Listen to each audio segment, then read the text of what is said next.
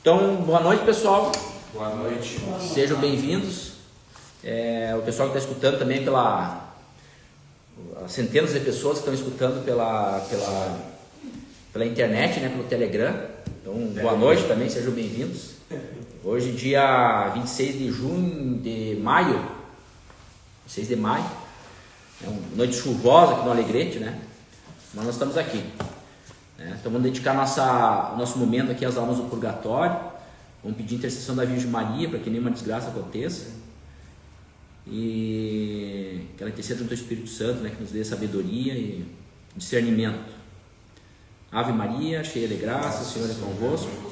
Bendita sois vós entre as mulheres, e bendito é o fruto do vosso ventre, Jesus. Santa Maria, Mãe de Deus, rogai por nós, pecadores, agora e na hora de nossa morte. Amém. Graças do Pai, do Filho e do Espírito Santo. Amém. Bom, eu queria retomar, hoje nós vamos continuar o nosso curso do Pecado da Graça, né, que é uma preparação para a confissão. Se quiser fazer aquele aviso, lembra da aula passada? Qual mesmo? A retomada? Os pais. Sim, eu vou com isso. Não, já está no escrito. Então nós estamos no nosso curso, né? Hoje nós vamos falar sobre, na aula passada nós falamos sobre o quarto mandamento. Na verdade nós começamos pelo quarto mandamento, né? O primeiro, o segundo e o terceiro nós vamos deixar para o final, tá? Que é o amar a Deus sobre todas as coisas, amar o próximo, né? E preservar, né, os dias de festa. Então nós começamos pelo quarto mandamento, que é a aula passada, que é honrar pai e mãe. Na aula passada, no final, ficou não é que não ficou mal entendido, é que não deu tempo de explicar bem a situação. Então eu queria retomar a partir da aula passada para depois entrar na aula de hoje, que é sobre o quinto mandamento. O que eu disse na aula passada, no final, é que é função dos pais educar os filhos, para que os filhos tenham condição de se manter em estado de graça até o fim da vida, né? Então é a função do pai educar o filho, porque o filho se mantém em estado de graça até o fim da vida, da sua vida, o fim da vida do filho. Isso que eu disse, né? E eu concluí dizendo então que se o filho se perde nesse percurso da vida dele, é a culpa do pai, né? Só que a partir disso, isso é o princípio básico, né? Isso é o básico. Só que daí a gente pode tirar algumas coisas também, a gente pode abrir isso aí. Aí pode vir os questionamentos. Pô, mas e se o pai ensinou o filho, né? O pai ensinou o filho, não só pelo exemplo, né? Como eu falei, não adianta você ensinar pelo exemplo só, você tem que ensinar pelo exemplo e ensinar na teoria para o filho. Ensinar aquilo que é verdade, a doutrina para o filho. Se o pai não ensina isso, o filho vai olhar o exemplo do mundo, que é muito melhor que o exemplo do pai. É mais gostoso, mais moderno, mais do grupo, né? Então ele vai seguir o mundo, é certo, né? Não que seja certo e absoluto, porque às vezes pode acontecer o filho, pelo seu livre-arbítrio, ele não ir para o mundo, né? E seguir só o exemplo do pai, pode acontecer. Mas o mais comum hoje em dia é só olhar para o mundo e ver que o filho normalmente ele segue o exemplo do mundo, né? Então pode acontecer isso. O segundo então o pai não ensinar e o filho ir pelo exemplo do mundo e se perder, culpa do pai. Pode acontecer de o pai ensinar o filho a doutrina, ensinar perfeitamente a doutrina, e o filho seguir a doutrina. Pode acontecer. Mas pode acontecer do filho não seguir a doutrina, não seguir os ensinamentos do pai e se perder. Nesse caso o pai não tem culpa. O pai fez a parte dele, né? Porque o filho, ele, pelo livre-arbítrio do filho, mesmo ele recebendo o ensino do pai, da mãe, né, dos pais, ele resolveu não seguir os pais. Ele está dentro do livre-arbítrio dele. Então, nesse caso, os pais não têm culpa, né? Acho que isso foi aí que não ficou bem claro, né? Isso. Foi aí que não ficou bem claro, né? Então, você ensina teus filhos e os filhos se perdem. Não, tu não tem culpa. A culpa é do filho que se perdeu, né? Agora, claro, se você não ensinar e o filho se perder, tem você de culpado que não ensinou, e culpa do filho que foi pro lado errado também, né? Tu não inocenta o filho. Então o filho não tem culpa de nada. Não, o filho tem culpa pelo livre-arbítrio dele, ele não buscou por ele mesmo, né? Mas o pai tem culpa. E o pai tendo culpa, tipo, o meu filho se perdeu, eu não ensinei ele, então eu tenho a culpa. Então do pai se arrepender, confessar o seu pecado e torcer pela misericórdia divina, certo? Né? Ficou claro agora? Acho que deu para esclarecer, né? Tá? Porque uma pessoa se escandaliza, né? Eu tenho um filho, eu ensinei, ele se perdeu, então a culpa é minha. Não, culpa do filho, tu fez a tua parte. Né? O problema é quando tu não faz a tua parte. Né? Claro que às vezes o que acontece é que o pai não fazia a parte dele porque não teve ensinamento, não teve... Né? Ensinou como podia. Ensinou como podia. Mas isso não tira a culpa. Né? É importante que ele tenha o discernimento e dizer, não, eu errei nesse ponto aqui. Eu tentei ir só pelo meu exemplo. E eu não ensinei eles. Não ensinei a verdade, não ensinei as coisas. Boa noite. Né? Bora conhecer. Então, dito isso, esclarecendo, vamos seguir a aula. Hoje nós vamos entrar no quinto mandamento. O quinto mandamento é não matar. Né? Só que o quinto mandamento, quando você diz não matar, no sentido de tirar a vida de uma pessoa, fica fácil de entender. Né? Só que o quinto mandamento, ele não se resume só a isso, só o não matar, no sentido de tirar a vida da pessoa. Ele se alarga no sentido de você não poder chamar o outro de cretino. Ele se alarga no sentido de você não poder bater em alguém, você tirar um olho de alguém, você tirar um dedo, você... Né? Ele se alarga, não é só o sentido de tirar a vida, ele se alarga ele implica mais coisas. Né? Por exemplo, se alguém comete um crime contra você, tu vai lá e tira um olho dele. Isso está dentro do não matar. Né? Se você corta um dedo de uma pessoa, dedo não matar. Né? Então, se você xinga uma pessoa, está dentro. Né? Se você tira a reputação de uma pessoa, está dentro do não matar. Dentro dos mandamentos tem níveis, então. Isso, e dentro dos mandamentos tem nível. Exatamente. Por exemplo, honrar pai e mãe é mais importante do que não matar. O quarto mandamento ele vale mais do que o primeiro mandamento. Tudo é pecado mortal, né? Mas dentro de uma hierarquia de mandamento, você matar o pai é mais grave do que você matar uma outra pessoa. Né? Você xingar um pai de cretino, xingar um pai, desaforar ele para humilhar ele é mais importante, que é honrar pai e mãe, é mais importante do que você matar uma pessoa. Né? Para você o valor que tem honrar pai e mãe. Né? Tem que honrar o pai e mãe. Honrar pai e mãe a gente falou que não é você aceitar o que o pai e tua mãe dizer, você não aceitando, você pode conversar com ele dizendo que está errado. Isso não é errado, não é pecado você corrigir teu pai, mas tem jeito, tem que ser com benevolência. Né? A hora que vai para agressão verbal, começa a gritar, bom, aí tu está pecando, né? Certo? Assim como a castidade, por exemplo, apesar de que nós falamos que a castidade está dentro do segundo mandamento, mas ainda, sob um determinado ponto, ele é menos do que pecar contra o pai. Né? E é menos do que matar. Né? Porque você dormir com a mulher do vizinho é menos grave do que você matar o vizinho. Né? Porém, a castidade está dentro do segundo mandamento. Né? Entendeu? Né? Então, existe uma anarquia mesmo. Né? Você não roubar, por exemplo, é menos importante do que você dormir com a mulher do vizinho. E é menos importante do que você matar alguém. E ainda é muito menos ainda do que honrar pai e mãe. Você tem uma hierarquia hierarquia. Tá? Por isso que você tem que qualificar o pecado que você cometeu. Eu falo com o padre lá. Vai confessar o teu pecado, tem que dizer onde é que tu pecou. Né? Eu xinguei uma pessoa. Bom, mas faz diferença se você xingou o teu pai ou se você xingou o teu vizinho. É mais grave se for. Então, eu tenho que dizer, eu xinguei o meu pai uma vez. Agora, eu xinguei o meu vizinho uma vez. O pecado é diferente. É o mesmo pecado. Mas, hierarquicamente, é mais grave que xingar o pai. Entendeu? Né? Certo? Dentro das coisas do não, dentro desse mandamento, do quinto mandamento, tem coisas delicadas, né, que a gente tem que conversar, que faz parte. Muitas vezes as pessoas não sabem, elas acham que não é, mas é pecado que está dentro do quinto mandamento. Né? O primeiro é mais óbvio, né, que é sobre o aborto. Né? Então, sobre o aborto tem algumas coisas importantes que as pessoas... por um problema ideológico, moral, as pessoas acham que não é, né? E não conseguem entender onde é que está o negócio. Né? você cometer um aborto parece uma coisa lógica, que é um pecado mortal, né? Um pecado grave. Você cometeu o aborto, uma mulher abortar o próprio filho, isso é evidente, né? Agora, o que as pessoas não conseguem às vezes entender é que você aconselhar uma mulher a fazer o aborto também é um pecado grave, né? Você aconselhar é pecado grave, você indicar um médico que faz o aborto é um pecado grave, né?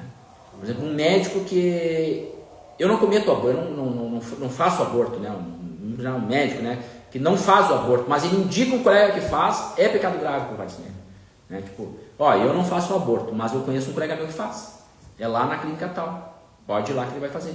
Então você não está se isentando do pecado, você está cometendo um pecado grave, velho. Você está participando do aborto. No momento que você indica o local e aonde faz, você está, né? Ou como faz, um chá, sim, você é cúmplice do negócio, você está sujando tua mão de sangue, né? Tu é psicólogo, por exemplo, e você trabalha num hospital e você tem que aconselhar ali esses abortos legais que existem, você aconselha a mulher, você está pecando mortalmente também, né? Então isso as pessoas normalmente elas acham que não é. Não, mas não sou eu que estou fazendo o aborto. Não, mas não é o que está fazendo o aborto. Não é nem o médico nem a mulher que está abortando. Mas esse aconselhamento, o que está por volta é mortal também, é pecado grave. Né? Acreditar também que é certo. A hora que tu indica que a hora que você acredita que é certo, você já está consentindo, né? Digo, interiormente tu crê que é certo, ou fala às vezes, mas não indica, porque não aparece a oportunidade, por exemplo. Também seria. Se tu pensar, por exemplo, tu tem tu tem a tua namorada e você, na tua cabeça, se ela engravidar, eu vou. Se ela engravidasse, eu faria, né?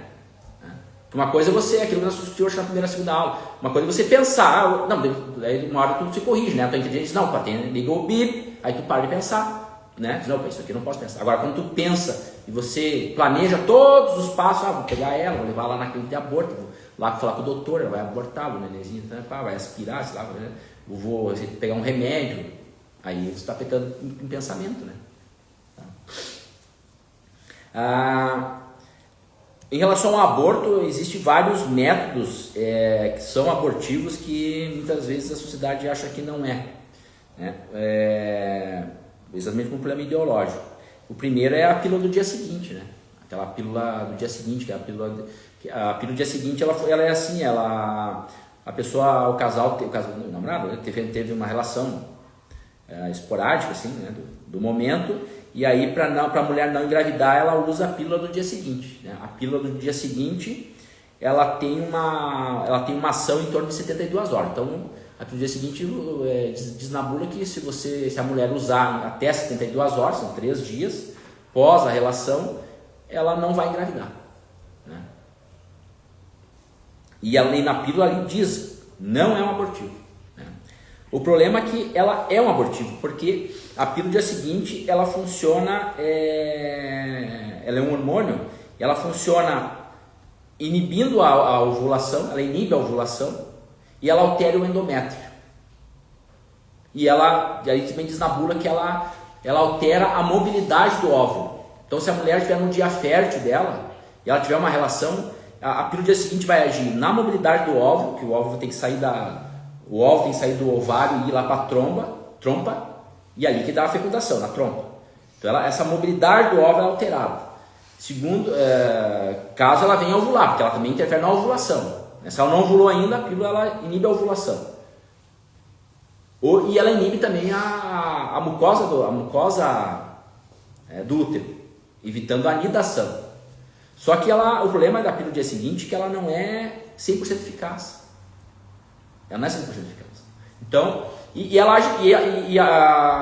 a fecundação, ela pode acontecer até em torno de 10, 5, 10, 8, 10, 15 minutos após a relação, né? Então, ela tem a relação, aí ela vai tomar a pílula do dia seguinte no outro dia, ou 2 horas depois, ou 4 horas depois, ou um dia depois, ou 3 dias depois. Só que a fecundação ela já acontece com 10 minutos às vezes. Então o óvulo dela já está fecundado. E ela toma a pílula no dia seguinte, altera a mucosa, quando no 7º dia que aquele óvulo com espermatozoide, né, que é o ovo, né, for implantar no útero, ela não vai implantar, e ela vai, no 7º dia ela vai menstruar. Então ela acha, não, eu menstruei, ela não percebe que ela está grávida, ela não sente que ela está grávida, mas ela diz, não, só tive uma menstruação. Só que na menstruação vai sair o ovo, né, vai sair aquele resto. Então na verdade ela fez um aborto, né? Então a pílula do dia seguinte, ela é abortiva. Ela pode não ser abortiva. Se a mulher não ovulou, teve a relação, não ovulou e tomou a pílula do dia seguinte, ela não é abortiva, não tem pecado nenhum aí. Mas também ela não precisa ter tomado, né? Se ela tomou fora do ciclo dela, não precisa ter tomado. Então, né? Entendeu? Então, se ela tomou, ela não é que ela sempre é abortiva, ela pode ser abortiva. Né? Então, quando tu toma, você não sabe se tu está cometendo um aborto ou não. Se a mulher não ovulou, não tem problema nenhum. Né? Ela pecou contra a castidade. Mas quanto o 5º mandamento do aborto, não. Né? Entendeu? Né? O problema é quando ela toma, ela ovula, ou ela teve a fecundação e ela abortou. E ela não sentiu que abortou. Né? Então, pelo dia seguinte é isso aí. É pecado, não pode tomar.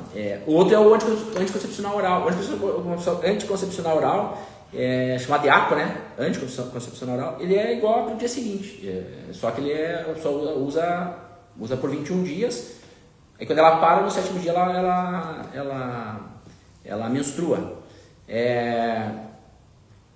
O anticoncepcional oral também ele vai agir tanto na ovulação, então ele inibe a ovulação, mas ele também inibe altera a mucosa do útero, não deixando a nidação, e também ele altera a mobilidade do óvulo. No começo aquelas primeiras pílulas que vinham, inicial era uma dosagem muito grande de hormônio. Então a pessoa não ovulava mesmo, né? O problema é que dava muita efeitos colaterais, né? Dor de cabeça, náusea, vômito, a mulher ficava ruim, né? Enxaqueca, ganho de peso, depressão, então tinha muito efeito colateral. Mas a mulher não ovulava, né? Mesmo. Sim, claro, tinha uma margem de não era 100%, né? A mulher não era 100%, mas mesmo assim só que ela dá muito efeito colateral, né? Então o que eles fizeram? Eles pegaram o anticoncepcional e diminuíram a dosagem dele. Eles colocaram numa dosagem, eles começaram a fazer teste numa dosagem que eles achavam que era ineficiente, mas mesmo assim eles perceberam que aquela dosagem mínima de anticoncepcional a mulher não engravidava. Então aí começou o negócio das mini pílulas, né? Uma dosagem bem baixinha de hormônio e que não dava efeito colateral. Então para a mulher foi muito melhor. Então ela tomava o anticoncepcional, não tinha efeito colateral e teoricamente ela não engravidava porque não ovulava. Esse que é o problema. Que a propaganda é que a mulher não ovula.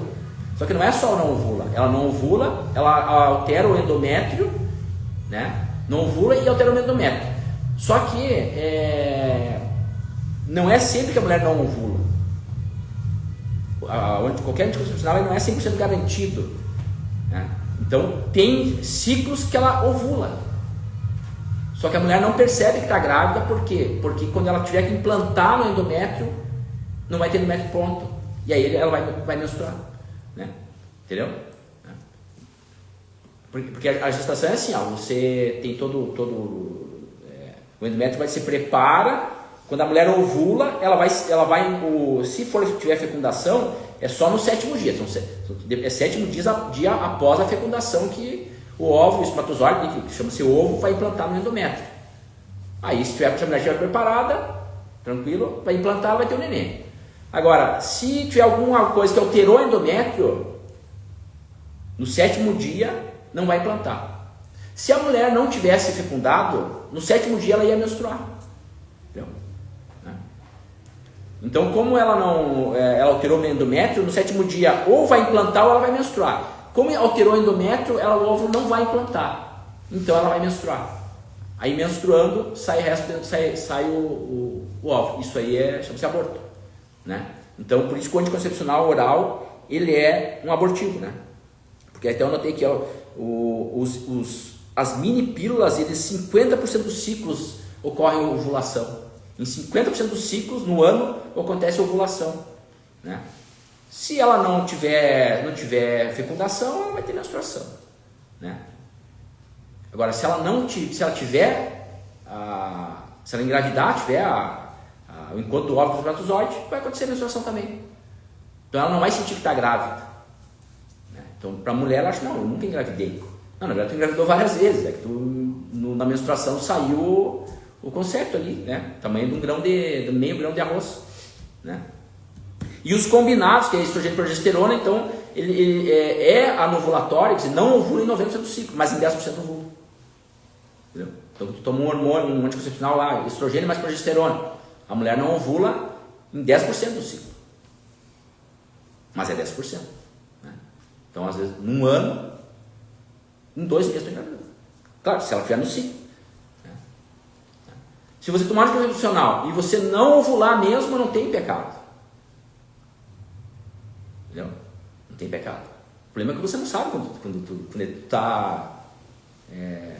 está quando ocorreu uma fecundação, não, porque tu não percebe. Então, na verdade, tu está jogando. Entendeu? Né? Tu está jogando. Dúvida? Eu acho que eu tenho aqui uma dúvida. Eu acho que principalmente nessas pílulas aí onde a mulher ela não menstrua, porque aí se ela não menstrua, então tu tá alterando a ordem natural da coisa, né? Sim. É alterar a natureza da pessoa ali. E é aí que nasce o pecado, será?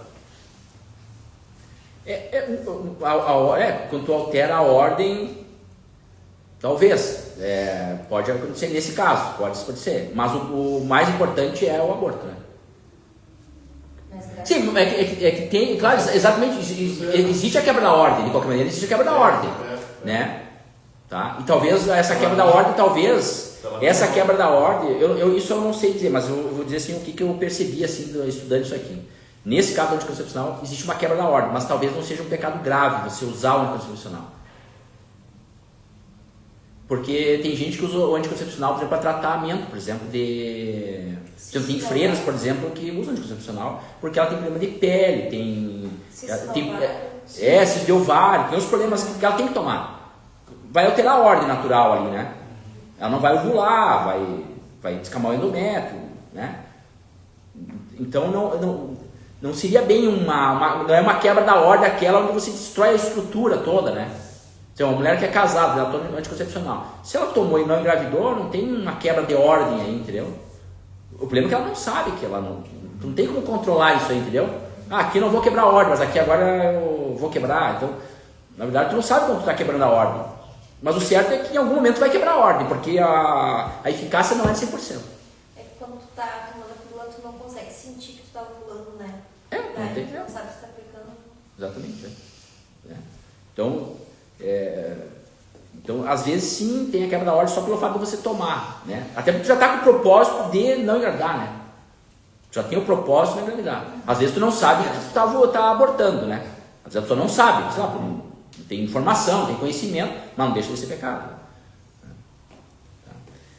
O outro, as injeções e os implantes, injeções de hormônio e os implantes de hormônio, eles agem que nem os anticoncepcionais orais.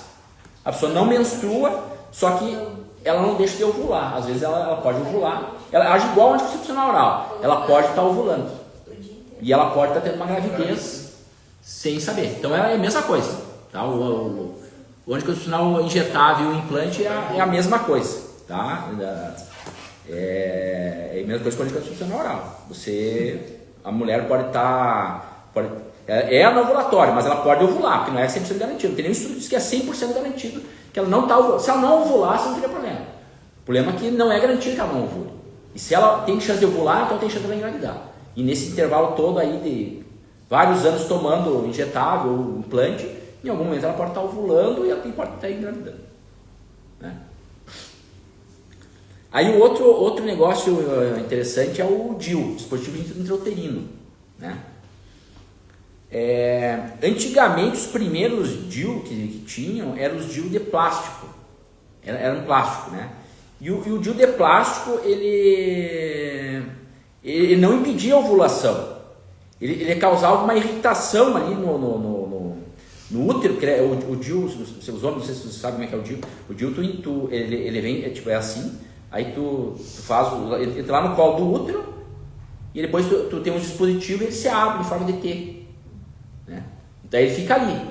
Ele é um plástico, os primeiros eram de plástico. O que vai acontecer? Não tinha substância química nenhuma, era só plástico. O plástico acontece uma irritação no útero. E aí, essa inflamação que tem no útero, na parede do útero, ele não deixa nidar. Ele não deixa o óvulo, como o espermatozoide, o ovo ali, né? A gente chama de ovo. Ele não deixa nidar, ele não deixa implantar no endométrio. Então é só aborto. Acontece um aborto, entendeu? Né? Tá? As pessoas diziam que não, mas não ocorre aborto, porque está inflamado, o espermatozoide não cruza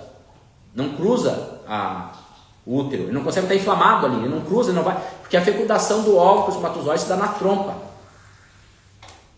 Você sabe para a anatomia do útero? A anatomia do útero é o útero e depois tem duas trompas, né? O óvulo sai do ovário, cai no abdômen e a trompa vai lá e pega o óvulo. E o óvulo sobe até a trompa. Eu sou o útero e tenho as duas trompas. É na trompa que dá a fecundação. Então o espermatozoide ele sobe da vagina, colo do útero, o útero e vai lá na trompa. Entendeu? E ali que dá a fecundação. Por isso tem que ter muco na mulher. Isso, tem que ter um muco. Quando a mulher está no dia fértil, ela está bastante muco. Ela tem um caminho. Né? O muco é um caminho, o espermatozoide sobe. Por isso que engravida em 10 minutos. 8 minutos, 5 minutos, que a gente falou no começo da aula. Né? Por isso que a pílula no dia seguinte ela é abortiva, porque quando a mulher tomou 2 horas depois, 4 horas depois, ela está grávida já. Entendeu? Tá? O DIU, então, ele dizia que o plástico causa uma irritação e não deixa nidar e sequer deixa o espermatozoide ir lá na trompa. Só que teve um médico brasileiro em São Paulo que fez o seguinte estudo nos DIU de plástico. Ele pegou macacas e implantaram DIU de plástico nas macacas e deixaram as macacas ter relação com o macaco. E aí e colocaram os absorventes nas macacas, todos com DIU. Quando a macaca menstruava, quando a macaca menstruava, eles pegavam aquele sangue e olhavam no microscópio. E eles perceberam que algumas macacas, daquelas menstruações, tinha resto de óvulo no sangue. E quando a mulher ovula, o óvulo sai do ovário, cai, a trompa pega e vai para a trompa. Se aquele óvulo não é fecundado, ele é absorvido pela trompa. Ele não cai na menstruação. Entendeu? Ele é absorvido na trompa. Então, se tu pegar a menstruação de uma mulher normal, menstruei, tu vai olhar, não pode ter resto de óvulo ali. Porque o óvulo ele é absorvido na trompa. Se tem resto de ovário, de óvulo, é porque ela engravidou. Pode ser um aborto espontâneo, que é normal, não é pecado, pode ser um aborto espontâneo. Né? Mas eles viram que nas mulheres das macacas que usavam DIU de plástico, tinha resto de óvulo. Então quer dizer que ela engravidava. Só que não nidar é não implantar no útero para desenvolver. E ela eliminava na menstruação. Entendeu? Então se comprovou que o DIU de plástico ele é abortivo. Né? Um outro... Então aquele coisa diz que é abortivo 12 meses por ano, né? Moralmente é uma tragédia o DIU de plástico. Né? Depois eles substituíram o DIU de plástico pelo DIU de cobre, que é o que tem agora, né? O DIU de cobre. Então eles dizem assim, não, mas agora é o seguinte, então o DIU de plástico é abortivo mesmo, então agora vamos fazer um DIU de cobre. O DIU de cobre, o que acontece? Ele é igual ao DIU de plástico, só que ele tem cobre. Então eles dizem que esse DIU de cobre, ele irrita a mucosa do útero e ele mata o espermatozoide, ele é espermicida. O cobre é espermicida. Então isso que é a teoria do DIU, desse DIU que uso, DIU de cobre. Esse mesmo autor de São Paulo que tentou fazer o estudo, que fez o estudo da macaca com o DIU de plástico, ele tentou fazer o estudo com o DIU de cobre, mas não, por algum motivo obscuro, ele não conseguiu fazer o estudo. Não permitiram, a universidade não permitiu, o Estado não permitiu que fizesse.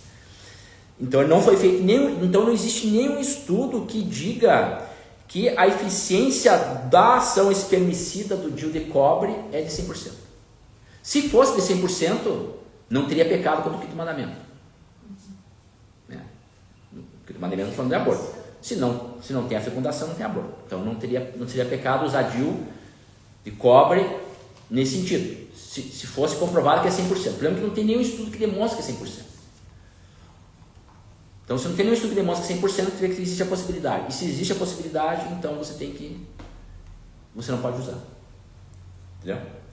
E não pode usar, não pode receitar e não pode prescrever, não pode aconselhar e não pode o médico ir lá implantar o DIU na mulher. Porque ele não tem o respaldo do 100% como espermicida. Entendeu? Então o DIU de cobre, até prova em contrário, em contesta, ele é abortivo. Tá? Se tiver um estudo que diga, não, o DIU de cobre ele não é abortivo, bom, talvez a mulher esteja pecando por uma quebra, uma outra possibilidade, não o quinto mandamento, né? Quebrou alguma ordem aí, né? Que o natural é que o marido e a mulher, o marido e a esposa, eles tenham relação para procriação. Você está usando um DIU, alguma ordem está quebrando, né? No caso de comprovar que ele fosse espermicida em 100% dos casos, né? Então não estaria pecando contra o quinto mandamento, mas aí tem que ver se está sob um determinado outro mandamento, né? E se é pecado venial, se é pecado mortal.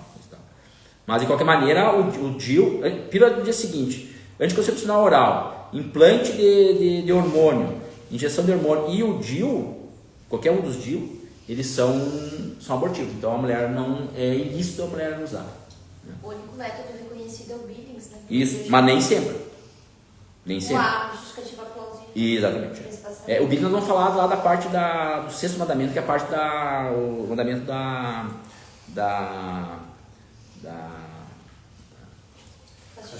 castidade, né? Vai ser lá que nós vamos falar sobre o Billings. O Billings, ele é lícito, e nem sempre ele é lícito. O casal casou. E aí, para não ter filho, ele usa o Billings.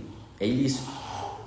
Agora, se ele casou, ele tem vários filhos já, por algum motivo, a próxima gravidez é de alto risco, né? Se a próxima gravidez é de alto risco para a mulher ou para o feto, é lícito o casal adotar o Billings. Entendeu? Mas ele não... o Billings é o seguinte, a mulher e o homem cuidam o momento da ovulação. Da fertilidade, o momento da ovulação. Então a ovulação o que é? A mulher menstrua e uns dias depois ela começa a se... Não, é pelo muco. Pelo muco. Então a mulher, ela menstrua, então ela começa a se observar e ver que agora estou com bastante muco. Então ela vai ovular. Então naquele período ali, um dia antes e 2 dias depois, ali ela não tem relação ali, entendeu? E depois ela tem relação normal. Então nesse período é o método de Billings, então ela não tem relação. Mas isso é lícito se você tem uma justificativa boa para você usar esse método. Entendeu? Tipo o cara, não tenho filho nenhum, não tenho filho, casei, não tenho filho, então não é lícito você usar o Billings. Entendeu? Só um parênteses, que isso é parecido com o método judaico, que ele funciona 7 dias antes da mulher ter a menstruação, você já não toca nela. E 7 dias depois da menstruação também não toca. Aí você tem relação entre esse método. O problema desse método que eu falou é muito pouco eficaz. Porque às vezes a maioria das mulheres não é assim, né, nessa época. Ela ovula e 2 dias depois ela termina a menstruação, 2 dias depois ou 3 ela está ovulando. Então não é no 14º dia que ela está ovulando, é no 9º, no 10º, 11º. Entendeu? Padrão de infertilidade, né? Cada mulher tem um padrão de infertilidade, que é esse período entre a menstruação e a ovulação. Sim. Será que sempre foi assim? Não sei, mas eu acho que não sei, porque A gente sabe que existe a parte da alimentação, mudança da rotina, estresse, tudo isso pode alterar a parte hormonal, né? Mas o ciclo menstrual, a princípio, ele é o mesmo desde a Adão e Eva, né? O ciclo menstrual, a princípio, o ciclo é o mesmo, né? Talvez, para alguma mulher específica, talvez tenha fatores externos que acabam... Tem mulher que é muito magra, por exemplo, não menstrua, né? Não menstrua, não ovula. Mulher que é muito acima do peso também, às vezes não menstrua e não ovula. Tem uma alteração hormonal que ela não ovula, ela não menstrua e não ovula, né? E, né? Eu lembro de uma mulher que ela era jogadora de basquete, ela era grandona, pesada assim, ela só viu que estava grávida, ela estava ganhando, ela estava com 8 meses e pouco. Ela percebeu alguma coisa diferente quando ela estava ganhando neném já. Ela descobriu que ela estava ganhando neném quando ela entrou no trabalho de parto. Tu lembra desse caso? Ela não sabia que estava grávida, ela tinha vida normal. Nem barriga tinha. Mas ela já era gordinha, gorda, né? Ela era jogadora de basquete, ela era forte, grandona. Não era gorda, ela era grandona. E aí não percebeu que estava grávida. Ela já estava atrás menstrual, mas ela não menstruava mesmo, porque ela fazia muito esporte, muita atividade física. Altera totalmente, né? Tu é fisioterapeuta, sabe? Então ela nunca menstruava. Então para ela era normal não menstruar. Mas que corre muito também, né? Isso. A atividade física é muito intensa. E aí, né? O outro item, o quinto item é sobre fecundação artificial. A fecundação artificial é um baita de um problema, né? Vou falar ligeiro assim, né? A fecundação artificial, o princípio da fecundação artificial é o seguinte, é aquela mulher que ela não... Só vai fazer a fecundação artificial a mulher que não consegue engravidar de jeito nenhum, né? Porque a mulher que consegue engravidar não vai fazer fecundação artificial, né? A não ser que ela... Sei lá, ela quer ter um bebê de olhos azuis, mas daí também é pior, né? Às vezes elas querem selecionar uns... Ela quer ter um filho assim assado, então vai lá, pega o espermatozoide do homem lá, dessa característica e... Bom, também aí é terror, né? Vamos imaginar assim, ó, um casal, né? Casado, ele não consegue ter filho de jeito nenhum. Darwinismo social. Mas ele quer ter vontade de ter um filho, né?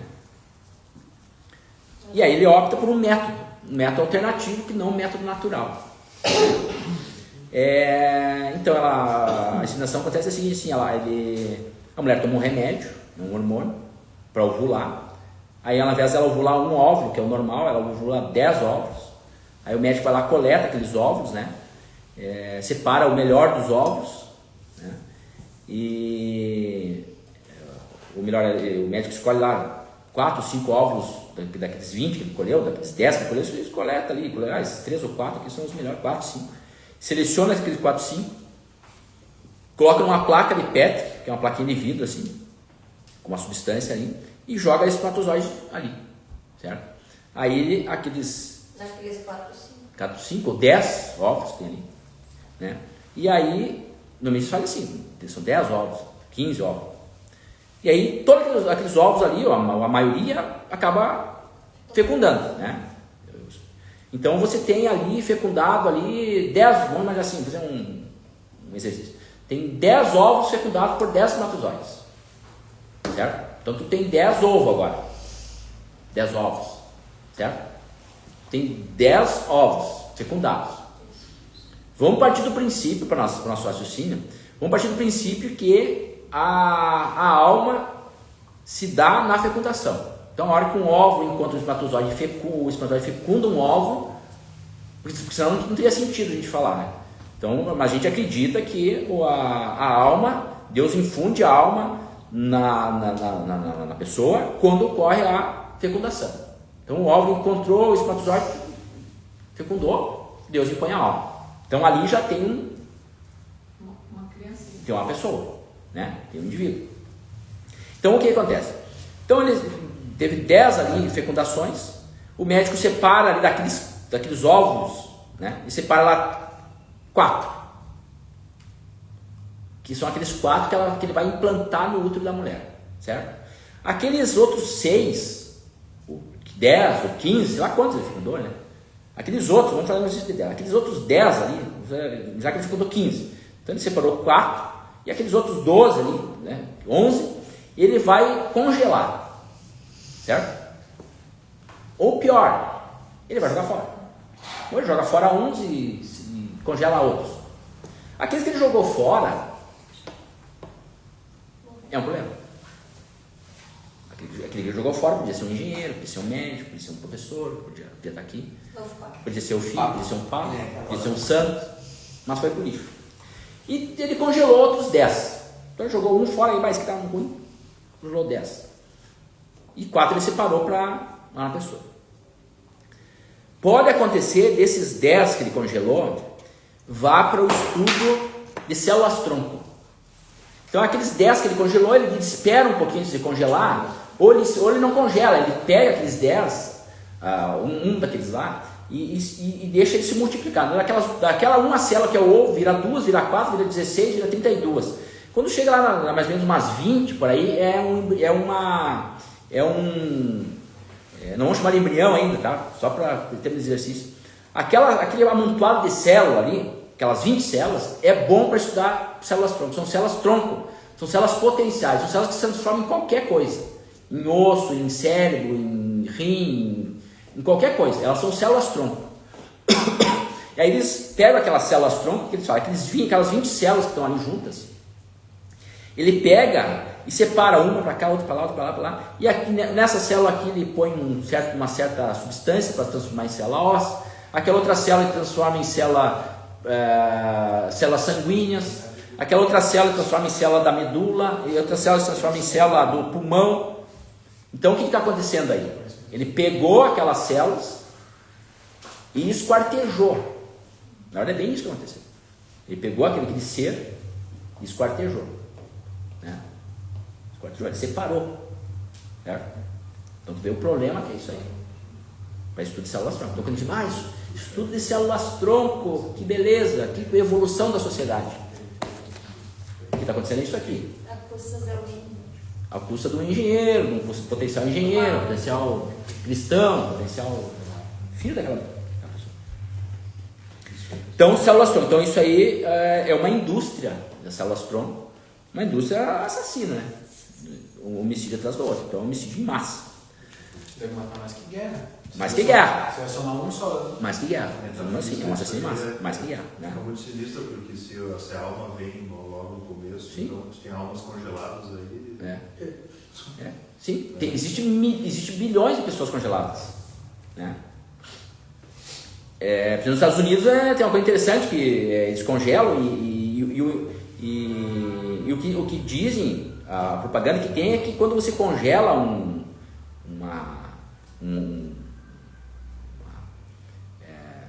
óvulo e um espermatozoide, congela depois da concepção, quando você congela, eles dizem que dá 2, 3 anos aquele embrião ali, ele não serve mais nada, ele estraga, digamos assim, né?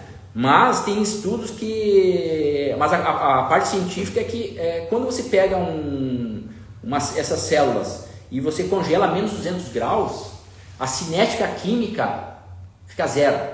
Não acontece nada ali mais. Criogenia? Hã? Criogenia?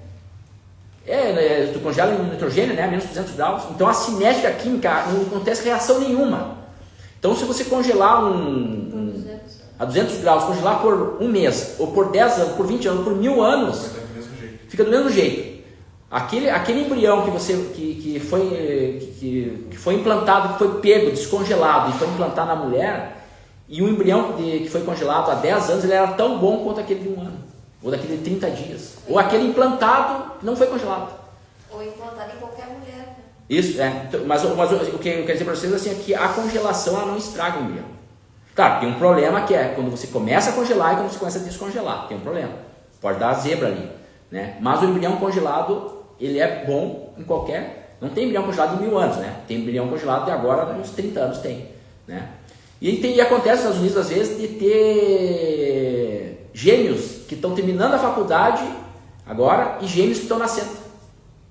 Eu sou gêmeo, que estou nascendo, mas o meu irmão gêmeo está terminando a faculdade de medicina. Né? Porque a mulher ela não podia engravidar, ela congelou uns, depois eu quero implantar. Então ela teve o seu neném que ela queria, e passou 5 anos, 10 anos, 15 anos, 20 anos, agora meu filho já se formou, agora eu quero ter o outro. Aí ela tem o outro. Então enquanto um está se formando, o outro está nascendo. Então tem isso aí também, né? Foi interessante. Tá? Bom, então, continuando, então tem aqueles 4 embriões. Então uns foram para o lixo, outros foram para o congelamento e outros foram para células-tronco. Estudo de células-tronco. Então tu viu que tem problemas em todos os 3, né? Tá, mas essa coisa de células-tronco, essa é a única maneira de se desenvolver isso ou é a melhor maneira, depois que eles fazem os estudos nas células-tronco? Não, tu pode pegar a célula-tronco da medula óssea, por exemplo. Tem células-tronco na medula óssea. Tá, isso é só um método. É só um método de estudo de célula-tronco. Isso, é um método de estudo de célula-tronco. Né? Por exemplo, tu tem teu irmão, lembra que teu irmão, tá? Aí teu irmão tem leucemia. Eles vão lá, coletam o célula-tronco da tua medula óssea e fazem o transplante no teu irmão, entendeu? Sim. Não, só queria saber se... Não é o único método de célula-tronco. Não, então tem muita gente que se tratou, que curou de leucemia por uso de célula-tronco, que não é essa aí. Entendeu? É a célula-tronco da medula óssea. Isso, São aquelas células iniciais que recém elas são formadas, que são potencialmente, elas transformam em qualquer coisa, depende do estímulo que der. Né? Então ou foi no lixo, ou foi para células-tronco, ou ela foi para congelamento. E aqueles 4 embriões que foi selecionado? Aqueles 4 embriões são os que vão ser implantados na mulher, certo? Bom, até agora não tem. Até agora a mulher não está pecando quanto o 5º mandamento, tá? A mulher não está. Vou imaginar que ela não foi para o lixo, não foi para células-tronco, mas foi congelado. Foi congelado. Bom, aí ninguém morreu ainda, né? Está congelado. Ninguém morreu ainda, né? O embriãozinho não morreu ainda, está congelado. Então não tem pecado com o 5º mandamento. Não é aí que está o problema. O problema é se foi para o lixo ou se foi para o... Não, mas dentro da doutrina da igreja não é aceito. Sim, não, eu dizendo, o problema não está aí, eu dizendo que está o problema. Só o método natural é aceito. Sim, isso é natural. Mas eu vou chegar lá. Não, estou dizendo assim, estou falando do 5º mandamento. O 5º mandamento ainda não tem o 5º mandamento aí, entendeu? Então, pegou o embrião ali e congelou. Aí não tem, ainda não está... Claro, ele pegou quanto o 6º, né? Pegou quanto o 6º, mas quanto o 5º não. Aí aqueles 4 embriões ali, né? Se congelar, né? Isso, se congelar. Se o cara não congelar, tu, mesmo que indiretamente, tu já... Sim, se ele não congelar, ou foi pro lixo ou foi pro esquartejamento ali, né? Pro células-tronco. Tá, vamos usar que a mulher pegou só 4, tá? Só 4 óvulos. E fecundou com 4 espermatozoides. Ou com 10. Separou 4 para implantar e 6 foi congelado, tá? Tá, mas agora vamos se deter. Então no congelamento não tem 5º mandamento ainda. Se no futuro pegar aqueles 4, aquele que foi pro congelamento, aqueles 10 e descongelar e jogar fora, aí não tem. Entendeu? Que é o que eles fazem. Há 3 anos jogam fora. Então é um problema. Agora vamos pegar aqueles 4 ovos, tá? Aqueles 4 ovos que vão ser implantados. Por que não dá para implantar um só? Dá para implantar um só. E seria o aconselhável. Porém, eles não implantam um óvulo, eles não pegam um ovo da mulher e fecunda com um espermatozoide. Implanta um ovo. Eles não fazem isso. Por quê? Porque isso sai muito caro e é muito pouca chance de dar certo. Tem 10% de chance de dar certo só. O método natural tem 90% de chance de dar certo. 80%, 90%. O método da inseminação in vitro, se você implantar um só, tem 10% de chance de dar certo. Então, tem 4, tem que implantar 4, pelo menos 4, ou 3, ou 4, tem que implantar 4. Até aí não tem o problema do 5º mandamento. Porque se ela implantar 4 e os 4 vingarem, tá tudo certo? Ninguém morreu, né? Ninguém morreu ainda. Tá? O problema é que não é bem assim que acontece. Quando você implanta um,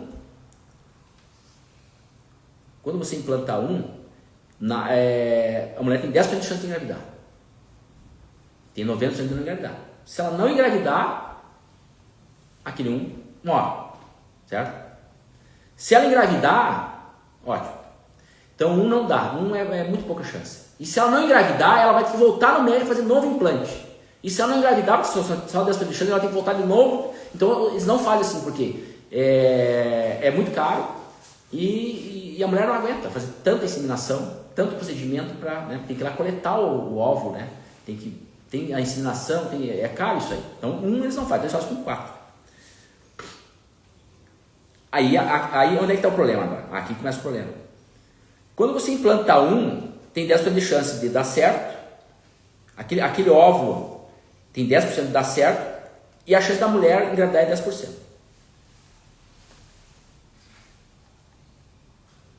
Se você implantar 2 óvulos, 2 embriões, aumenta a chance da mulher para 20%. Na verdade, aumenta para 18%. Mas a chance de cada embrião, um só, era 10% de chance daquele embrião dar certo. Quando você põe um outro óvulo, outro embrião junto ali no útero, um atrapalha o outro. Então a chance daquele embrião, que era de 10, agora baixa para 9%. Só que para a mulher, aumenta para 18, 2 vezes 9, 18. Quando você coloca o terceiro embrião, o que acontece? A chance daquele que era de 10, tinha baixado para 9, agora baixa para 8. Então os 3 têm chance de 8% de chance, porque um atrapalha o outro. Mas para a mulher, é 3 vezes 18 dá 24, aumenta a chance em 24% de engravidar. Quando você põe um quarto, a chance de cada um agora é 7%. E da mulher é 28%. Quase 30%. Então por isso que eles implantam mais. Né? Porque a concepção pelo método natural é muito mais eficaz do que pelo método da inseminação. Quanto é de 90%, 80% para 10%. Por que pelo método natural é melhor, é mais eficaz?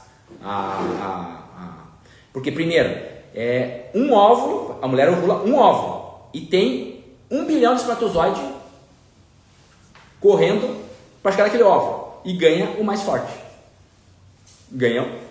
O que primeiro que chegar é o primeiro que... Entendeu? Então vai ganhar o mais forte, né?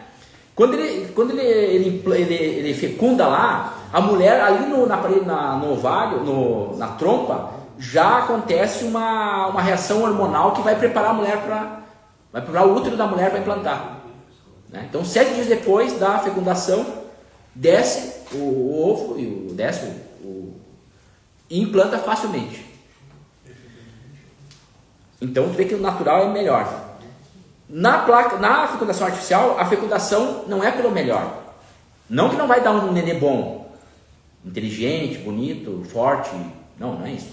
É que o espermatozoide não é o melhor, é aleatório, qualquer um. Você joga ali, quem cair, o espermatozoide cair mais perto do óvulo é o que fecunda.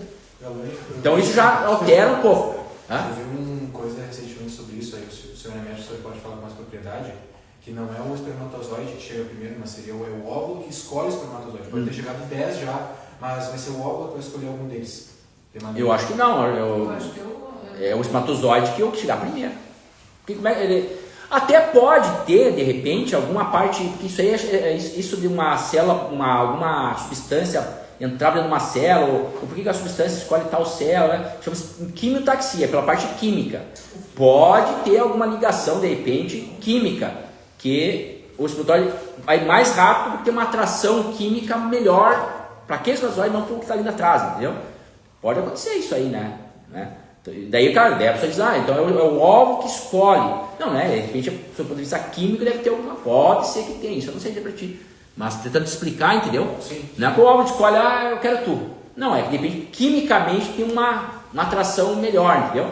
Porque de repente pode acontecer daquele que está na frente terminar a energia dele e o segundo passar. Pode acontecer. Ou os dois chegarem juntos, mas um só fecunda. Ou às vezes 2 fecunda, né? Da gêmeos, né? Sim. Ou às vezes ovula 2 ovos e 2 espermatozoides em cada um, né? Tá? Então o método natural é mais eficiente. Por quê? Porque ganha o espermatozoide mais forte e existe um preparo já químico, né? Todo para aquele óvulo lidar.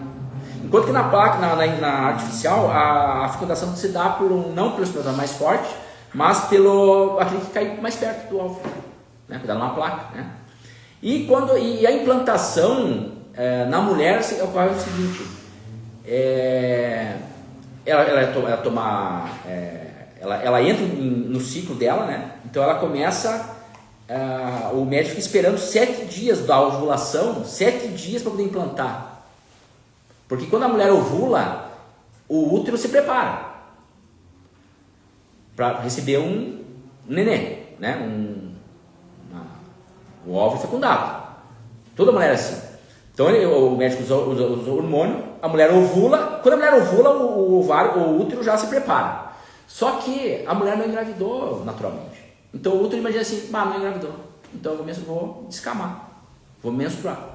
Só que no 7º dia, quando a mulher está prestes a escamar o útero, o médico implanta o embrião. Os 4. Aí a mulher tem um choque, porque na hora que o embrião ele entra em contato com a parede do útero, acontece uma reação hormonal ali. E a mulher, parei, não é para menstruar, é para preparar que teve neném.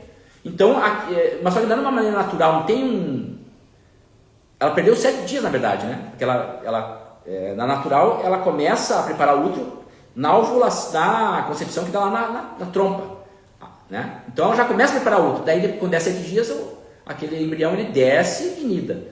Agora não, ela não sabia que estava grávida, ela não estava grávida, só que é implantado então na hora que é para menstruar. Então acontece toda uma parada e uma retomada de preparação para poder, entendeu? Então por isso que é mais difícil para a mulher engravidar, né? Pode ser que não pegue, porque ela não estava preparada para receber o embrião.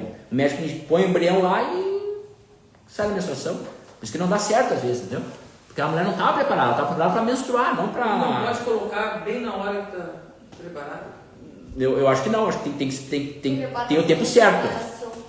Tem o tempo certo. Eles botam no útero direto, não na trompa, né? Não, é tocado no útero, na parede do útero. Você não pode dar uma gravidez tubária, né? Sim, se colocar lá na tuba, lá não dá, tem que ser no... Só que eles têm que preparar quando o ovário estiver mais preparado, né? Que é no 7º dia.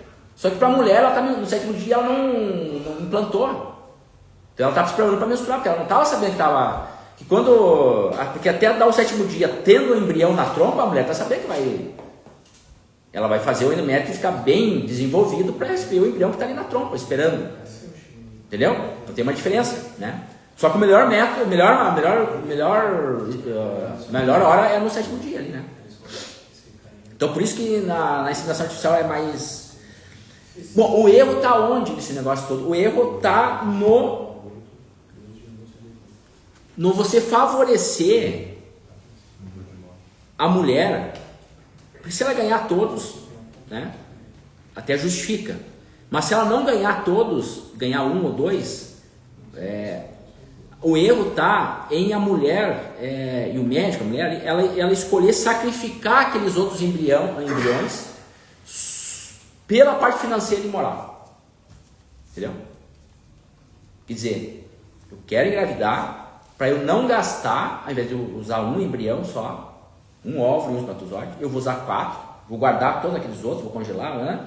Porque eu não quero gastar com outras inseminações, né? Aí que está o problema, é um problema filosófico teórico, né? Então eu vou sacrificar aqueles embriões, quer dizer, 10, para aquele o segundo embrião, vai baixar para 9, vai baixar para 8, vai baixar para 7. Eu vou sacrificar a porcentagem de cada um para eu me beneficiar, não em 10, mas agora em 28%, 30%. Entendeu? Então você está jogando com a vida daquele embrião. Consegue entender isso aí? Uhum. Então aí que está o erro. Aí que está o negócio. Tá? Dá para vender também?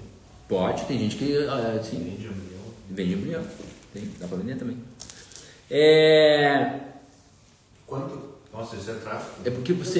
Porque você aumenta muito o risco de cada embrião, entendeu? Para benefício próprio, né? Porque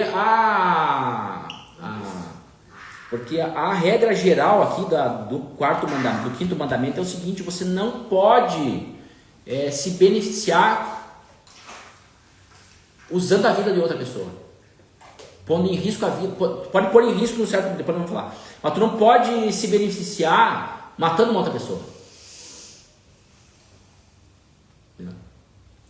Você não pode se beneficiar. Se o 5º mandamento diz que você quer é pecado com o 5º mandamento, você surrar uma pessoa, É exatamente o que tu está fazendo. Tu tá sacrificando, tu tá dando menos chance dela viver para você se beneficiar. Porque, sob o ponto de vista moral, é lícito a mulher, sob o quinto mandamento, não sob o sexto. A inseminação artificial sempre é ilícito, ou por um lado ou por outro. Mas em relação ao quinto mandamento, sob o quinto mandamento, é lícito para a mulher, para aquela mulher que não pode engravidar de jeito nenhum, é lícito para ela, e para o embrião é lícito tentar a inseminação. Por quê? Eu não tenho chance nenhuma de nascer da minha mãe, porque minha mãe não pode engravidar. Eu não tenho, é chance zero. É lícito se surgir um método que me dê 10% de chance. Entendeu? É lícito que tem um método que me dê 10% de chance. É melhor eu ter 10% de chance de vir à vida, de viver, do que ter 0% de chance. É melhor a mulher ter 10% de chance de ter um neném do que ela ter 0% de chance. Então, desde que ela implante um óvulo e um espermatozoide. Um óvulo não. Que ela implante um embrião só. Que ela tenha coletado um espermatozoide, um óvulo dela e um espermatozoide do marido. Fecundado, e aquele ela implantar. É lícito para ela isso aí. Sobre o quinto mandamento. Não é quanto o sexto. Mas nesse sentido, mesmo que ela implante 10, ele tem mais chance de nascer, eles mesmos diminuindo a porcentagem, do que tu com 0. Aí pode fazer ela de infinito. Mas isso tu implante um só, né? Só pode implantar um. Se tu implantar 2, aí dá problema. Porque daí cai porque daí você está diminuindo a chance de isso aí é bem complexo. Porque aí tu está diminuindo a chance do primeiro. O primeiro, quando tu implanta, esse primeiro para nascer, ele tinha 10% de chance de nascer. Sim, mas quando você implanta o segundo, ele baixa para 9. Ele baixa para 9, mas tu continua com 0. Meu ponto é, se tu tá partindo do pressuposto de que tu tem que nascer, tu tem 0% de chance de nascer. O primeiro tem 10, o segundo tem 9. 9, mesmo que seja dos dois, ainda é maior do que 0. Sim, mas tu pode fazer isso até chegar... Sim, se tu avaliar só sobre esse ponto, sim. O problema é que a mulher está brincando com a mãe está brincando com a vida da criança. Sim. Eu não estou falando que está certo. Sim. Estou falando da lógica interna também. Sim, para aquele embrião, mas eu vou baixar para 9. Não, mas mesmo assim eu quero. Tá certo. Mas vou implantar outro. Tudo bem, então eu tinha 0, agora vou ter 7%. É melhor 7 do que 0. Só que o problema não está aí. O problema é que daí está no outro lugar. Você tem que ver onde é que está o problema. Então, não, está certo, o teu raciocínio está certo. Só que isso não melhora as coisas. Né? Isso não melhora as coisas. Porque para aquele embrião, ele tinha 10% de chance, agora vai ter 7.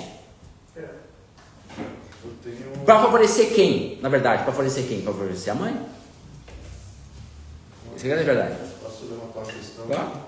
Só falar o próprio dele. Que quando começou, eu lembro que nos anos 90 o Papa batia forte nisso aí, né? Acho que ainda bate. São Paulo II. Tem documentos, não é permitido isso. Pois é, mas tem um documento que diz. A indústria está maior do que nos anos 90, né? Sim. E tu não vê os cardeais aí. E outra coisa pior que acontece, eu acho que eu não sei se acontece hoje em dia, mas acho que pode acontecer ainda. Que eu acho que tem muito lugar que é proibido já. Eu acho que é proibido já, mas uns anos atrás era assim, que era redução embrionária. Você já ouviu falar? Redução embrionária. Então eu vou lá eu sou mulher, vou lá no médico, doutor, é o seguinte, eu quero ter filho, não posso, eu quero ter um filho. Tá bem. Tu quer ter um filho, vamos fazer uma inseminação artificial. Eu vou implantar 4 embriões em ti. 4 embriões em ti mas quantos tu quer ter? Não, eu quero ter só um. Eu quero ter um. Tá, vamos dizer o seguinte, ó, vai ter 10, tu vai ter 10% de chance. Se nós implantar 4, vai aumentar para 30% das chances. Aí a gente implanta os 4, vamos ver quantos pegam. Se pegar um só, cai no que tu queria. Se pegar 2 ou pegar 3, a gente faz uma redução embrionária. Chega num determinado ponto da gestação, a gente faz uma redução embrionária. O que é redução embrionária? Não, é pior que o aborto. É um aborto, mas o que é a redução embrionária? Chega o período da gestação, alguns meses, o médico vai lá com o ultrassom, olha onde é que está o coraçãozinho da criança, vai com uma agulha e uma injeção, né, com cloreto de potássio, vai lá no coraçãozinho da criança, injeta um e depois injeta outro. Então ele ele elimina 2. Ele não tira, ele não aborta aqueles 2. Ele mata aqueles 2. Quando chegar na hora da mulher ganhar o nenê, vai ganhar por cesárea, por parto, vai acontecer o quê? Vai nascer o nenê, aquele que ela queria, e vai nascer dois calcificados, 2 nenézinhos calcificados. Né? E aí o médico dizia, não, isso não é aborto, isso é a redução embrionária. E a mulher, então tá, redução embrionária.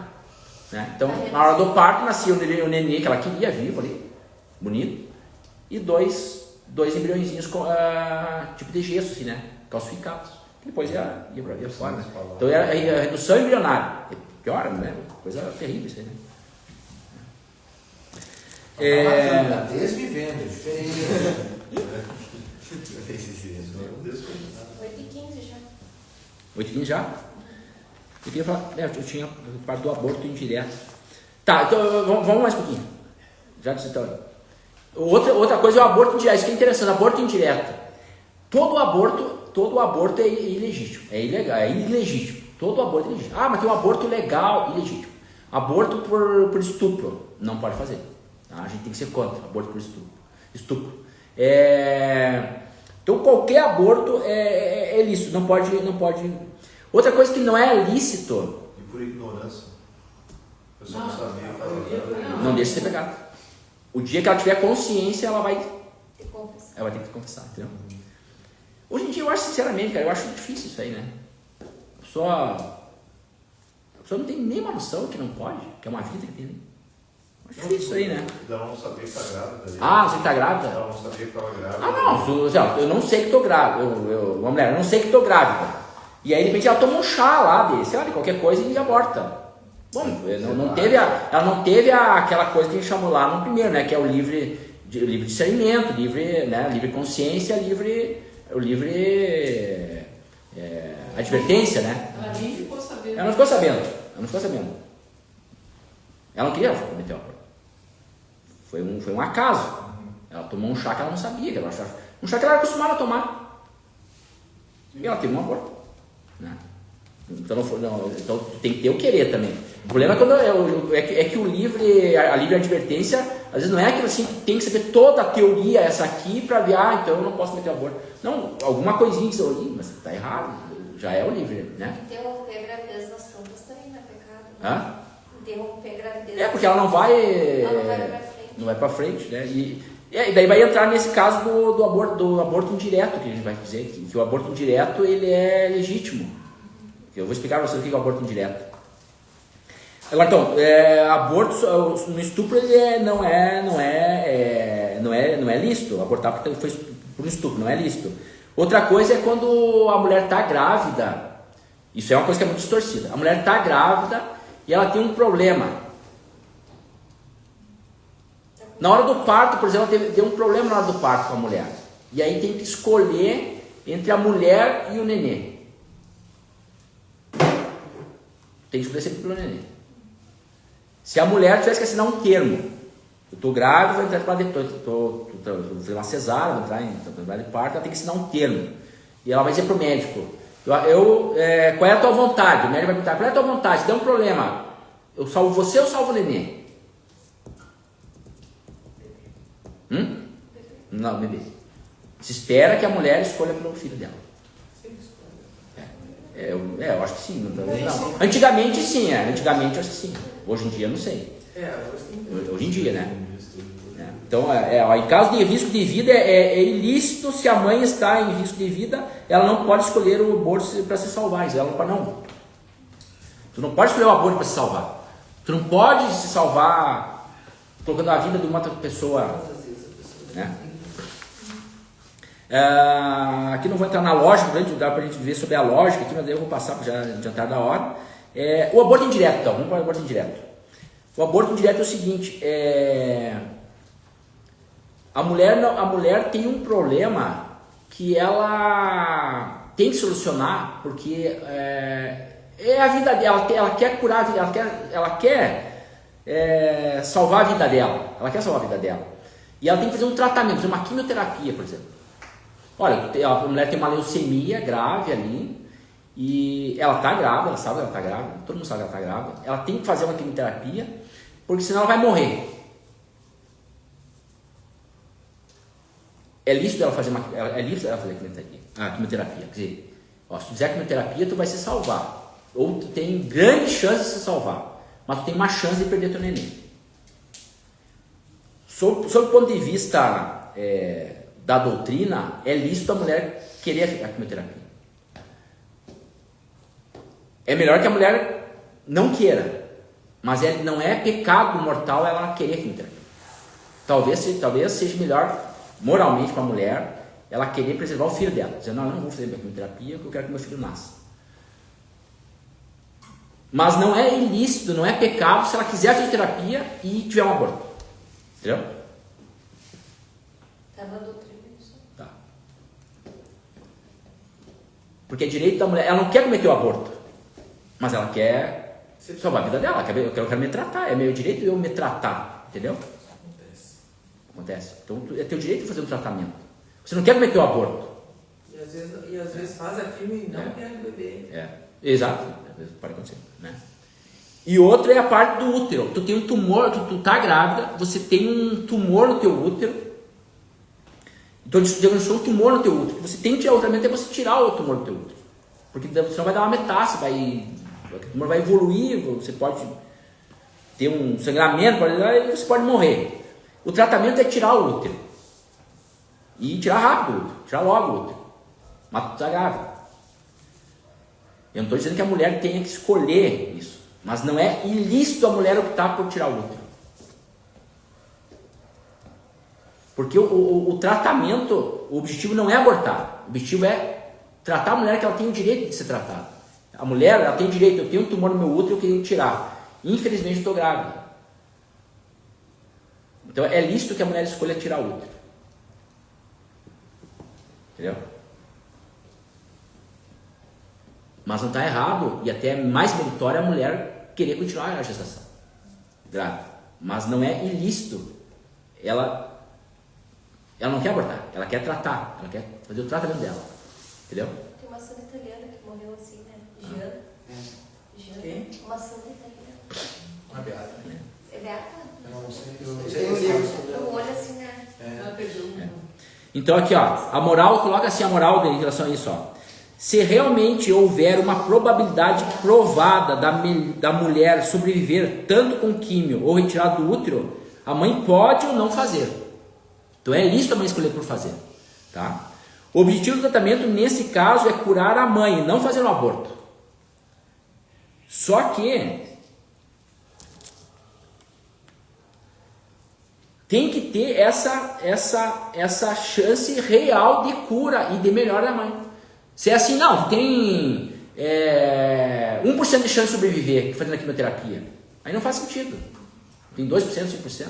A chance é mínima fazendo a quimioterapia. Então, para a mãe não faz sentido. Então ela tem que levar a gestação, entendeu? Tem que ser uma chance real, assim, ó. Se tu fizer, tu vai sobreviver, mas real. Não sei se é 100%. Câncer dos ossos. E ela estava grávida. E ela se tratou. Não resistiu. Então ele coloca aqui que entretanto é de se esperar que a mãe preserve o seu filho, né? Nessa situação, tá?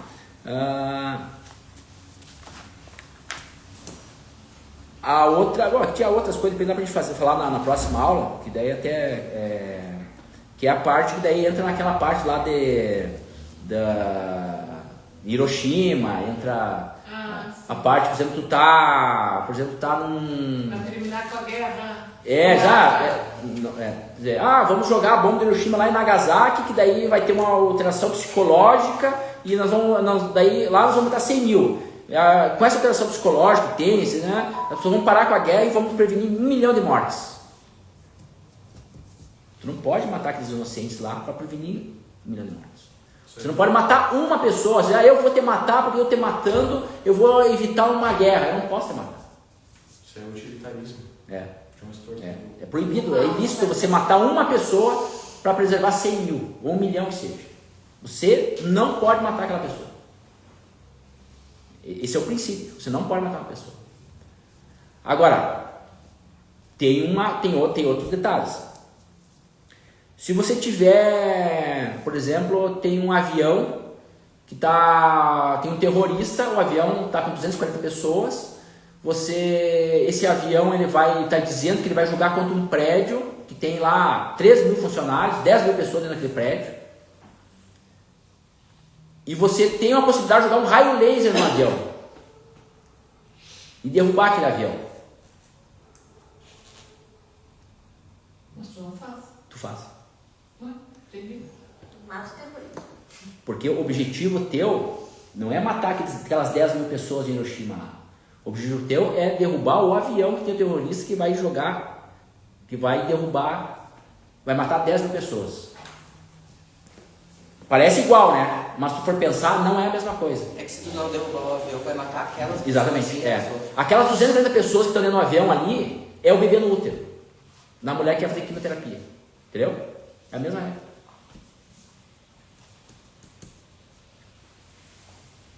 Você vai derrubar o avião, não é para matar as 240 pessoas.